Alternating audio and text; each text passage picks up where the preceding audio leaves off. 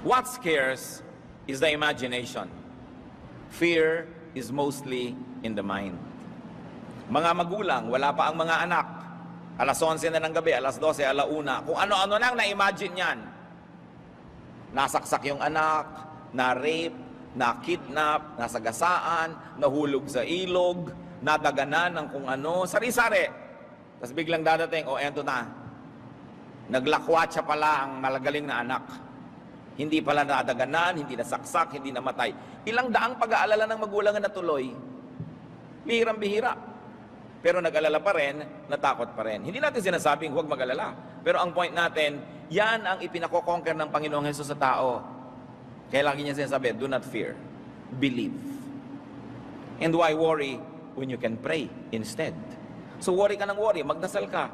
Kasi yung wino-worry mo, imagination. Kadalasan ang ikinakatakot ng tao ngayon, kahit tayo ngayon, kayong nariyan, akong narito, ang kinakatakot natin, baka maubos ang bigas. Mangyayari ba yun? Gagawa tayo ng paraan at kung talagang wala ng bigas, iba na kakainin natin. Mabubuhay tayo. Alam nga namang hindi tayo kumain. No? Nangyari na ang lahat. Dumaan na ang mga gyera, mga pestilences, buhay pa ang sangkatauhan. Gumagawa kasi ng paraan.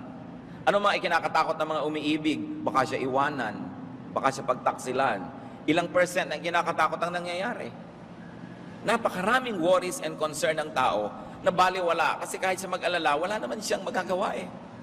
Katulad doon, mag-aalala ka tungkol sa bagyo. Ano magagawa mo tungkol sa bagyo? Bagyo yun. Ang pwede mong gawin, mag-aral ka lumangoy, magsuot ka ng vest. Piliin mo kung anong sasakyan mo. May life boat ba yan o wala? No? Baka naman yung first class passengers lang na may lifeboat. No? Tapos ikaw, wala. So, huwag ka lang sumakay doon kung talagang pwede mong iwasan. Yung ganun mga bagay, pero may mga bagay na hindi mo maiiwasan. Pero huwag tayong makiayon sa takbo ng isip ng marami na tinatakot nila ang kanilang sarili.